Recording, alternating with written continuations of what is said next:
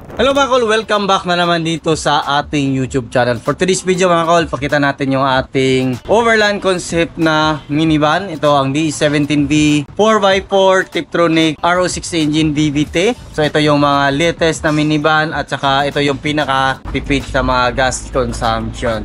So check natin mga kol, then tapusin natin yung video para malaman natin kung magkano ang presyo sa ganitong unit. Before natin ipagpatuloy, meron muna tayong ipakita na ginagamit natin na power station para sa ating mga camping.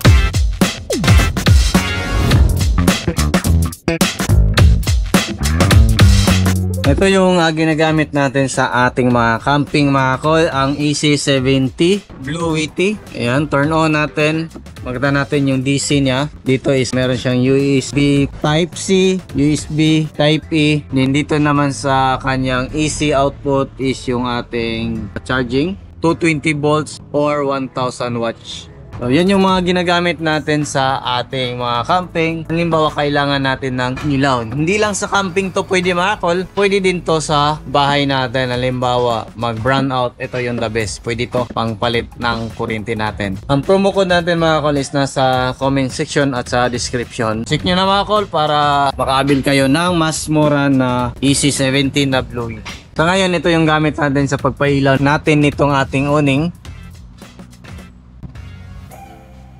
Ayan. So, pwede din to sa mga bahay natin, halimbawa mag-brown out. Ito yung ating minivan. Makita natin dito yung ating headlight. Meron tayong headlight garnish. H4 halogen. Then, ito yung signal light natin at saka park light. Naka-titin na LED. Then, dito meron tayong fog lamp. Naka-H11 na fog lamp, naka-LED. Meron siyang fog lamp housing. Then, dito meron tayong solid bumper with 3,500 pounds na electric winch. Ito yung the best bag overlanding. Kung kailangan nyo, kung hindi kaya sa 4x4, at least meron tayong extra panghila sa ating minivan. Fully tinted mga kol, then naglagay tayo ng ilaw dyan sa itaas. Napakalakas niyan. Meron yung switch dyan. Pakita natin dito.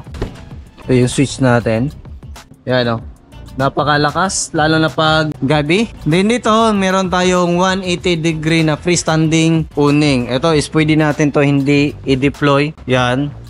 Kahit naka ano yan, pakita natin. Kahit naka unfold to, pwede natin yan. So, kaya pa rin, matibay. So, subok na natin to na awning kasi ito yung ginagamit natin sa camper van natin na D17. Kung makita din natin dito, naglagay din tayo ng full carrier, solid top load. Ito yung customized natin. Tapos ano yung may-ari na mas mataas overlap para meron siyang gagawin kasi gagamitin niya to pang ikot dito sa Pilipinas. Kung makita din natin dito, naglagay din tayo ng fender para iwas talsik. Tapos 13 inches na mud terrain tire, lifted ng 2 inches brand new mags. Yung disc brake natin is kinulay natin ng kulay red.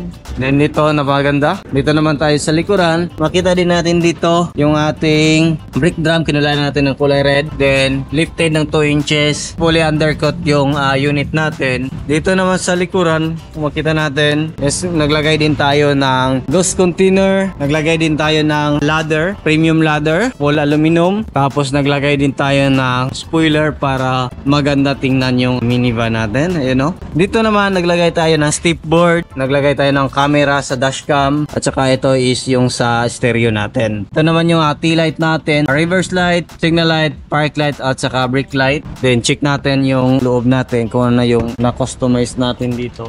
Dito naman is naglagay tayo ng carrier or lagayan ng mga gamit. Ito is para yung mga gamit natin dito is pwede natin ilagay dito. At the same time, itong part na to is pwede natin gawing tulugan. Halimbawa, kung mag-camping tayo. Kung makita natin, napakalawak po yan. Diyan buo. Yung ginawa natin is pinold natin yung upuan natin dito. Ito naman yung upuan natin. Yan o. So, dito, yung level, flat na flat yung upuan natin kasi street seat lang yung ginamit natin dito sa ating minivan na to. Kung makita natin,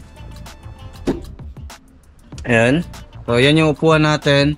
Tapos, kung makaupo tayo dito, Yan yung sistema. Kasi yung 2 or 3 tao. Tapos yung mga gamit natin is dito natin ilagay sa likuran. Diba napakangas? So ito yung concept ng camper van natin. Yung ginamit natin sa Philippine Loop. 2 beses na natin na ikot ng Pilipinas yung minivan na yun. Makita natin dito, napakalawak po. Marami po tayong pwede ilagay dito. So pakita natin, i-fold natin yung ating upuan. Dito, hilahin lang natin.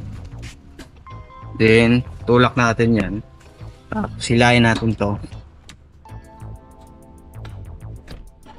Meron na tayo instant na higaan dito. Kasya po yung 2 tao dito. Maglagay lang tayo ng kumot at saka unan. Pakita natin kung gaano ba siya kalawak. Ito yung buuan natin pag nakapon tapos nakahiga tayo. Ganyan ka ganda pag minivan yung gamit natin, pag ginawa nating camping setup, kasi meron tayong ilagayin dito sa gamit, din dito naman tayo. So ito is movable, yung ating carrier dito, pwede natin tanggalin anytime kung gustuhin natin. So ito kasi yung 2 tao para makahiga dito. Makita din natin dito yung ating tie range, riser, din yung ating jack nandyan. Balik natin to. Tapos dito naka brand new matting na din. Then ito naka-brand new matting, meron tayong extra lagayan dito. Then dito naman sa loob, yan dito makita natin yung ating lock. Then power window, left and right.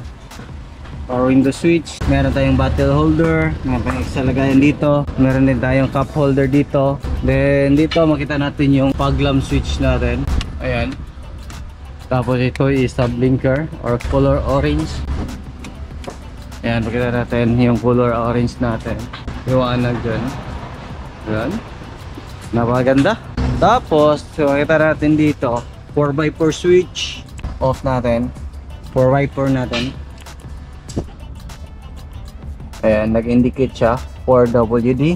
Then dito yung ating cluster panel, top speed hanggang 140 yung dito sa cluster panel. Pero kung standard yung gulong, aabot siya ng mga 130, 135. Depende na yan sa driver kung hindi siya. Nilagyan natin yung steering wheel cover. Yung unit na to is Nissan, pero same pa rin sila sa D17V kasi ito is a rebranding, or si Suzuki yung nag-manufacture pero si Nissan yung nagbebenta. Makita din natin dito naka 9 inches Android touchscreen stereo with reverse camera. Meron din tayong dashcam and meron tayong extra lagayan dito sa itaas. Ayan. Then makita natin meron tayong remote sa ating winch. Ayan, makita natin yung glove box natin dito.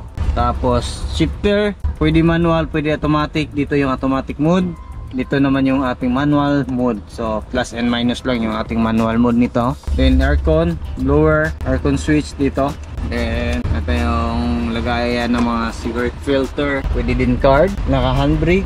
Then ito yung seat cover na napili ng ating client. Check natin yung makina natin mga kol.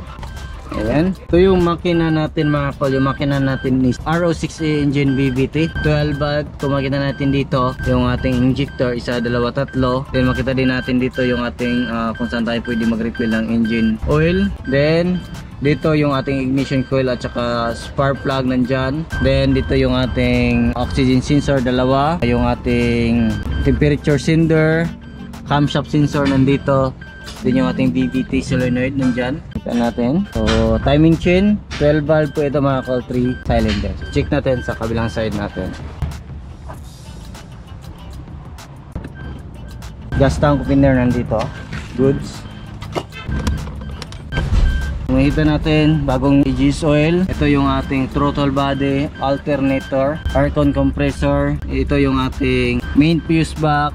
Then yung ating air filter housing, yung ECU natin is nandito. So yan yung setup natin ngayon mga kol sa ating overland concept na D17. Yung presyo nito is umabot po siya ng 470,000 kasama yung mga setup. Meron siyang 180 degree na awning tin. Meron siyang top load carrier, gas container, front and rear bumper with 3,500 pounds na winch. Naglagay din tayo na mud terrain tire. So yan yung mga setup, dashcam at saka Android touchscreen stereo with reverse camera. So yan lang siguro yung ating vlog for today. Maraming salamat po sa inyong patuloy na pagsubaybay. Sa bago lang sa ating channel, don't forget to like, share and subscribe. Then click na rin yung notification bell para updated kayo sa ating next video uploads kagaya. Ingat po mga call and bye bye. God bless po sa ating lahat.